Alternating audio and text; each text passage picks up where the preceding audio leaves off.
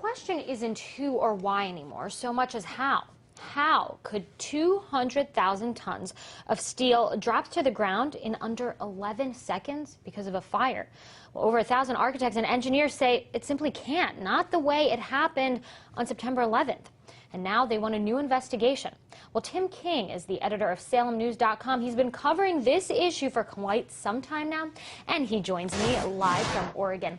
You know, Tim, RT has been covering this topic extensively over the years, and I found it very interesting that the first line of the piece you wrote said, quote, "The mainstream press is showing interest in a taboo, however glaring subject, the inconsistencies in the Bush White House 9/11 account." First of all, what are the inconsistencies here, and why do you think that the mainstream media has started to pay attention now?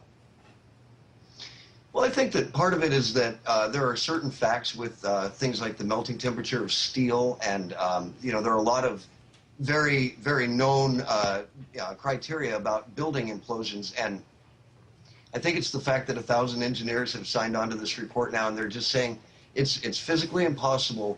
The version. And a lot of us, I think, when the passports were showing up on the sidewalks of Manhattan just hours after the initial crash, really didn't have a lot of faith that we were going to get a real story.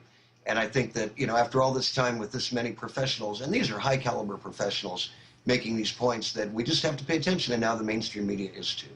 You also say, based on the interviews and research you had done, that a third building came down that day, wasn't hit by an airplane, but you write that it did contain a lot of records that certain members of the financial industry didn't miss. Can you elaborate a little bit on that? Sure. Well, this was a building that was a World Bank building, and from our understanding from the research that's been done, there were just billions of dollars worth of gold down below. There were also a lot of records in that building that they conveniently disappeared.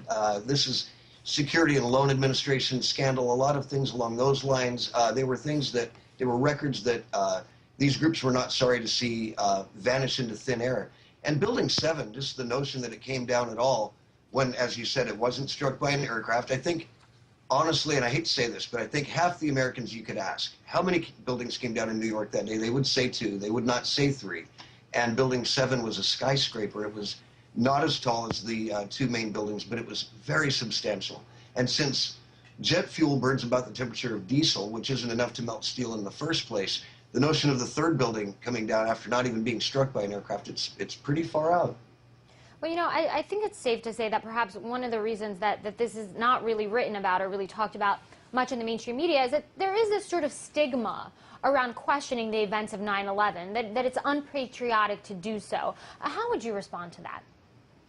I would say that's exactly the case, and that's what all of the researchers and reporters who have taken the time to go into this subject have dealt with. It's an instant call on patriotism, it's an instant call on ethics, but in reality it's a case where some of us that have the factual data, we just can't go on not bringing this forward. It's just too important of a subject. And yeah, I do believe that Americans have really had the wool pulled over their eyes firmly for all of this time. And, it's a very hard one when you are an American to face this and try to put your mind around it. It's so painful to consider what could have happened. So does this piece in the Washington Times then signal that there could in fact be a formal inquiry, maybe a new investigation sometime in the near future? I would like to think that. I think Mr. Farmer and some of the other members of the 9/11 Commission who we've written about, I'd like to hear their opinion on it. People that are now coming out and saying that the information that was put forth in that report was not all there, it was not correct, it was heavily influenced.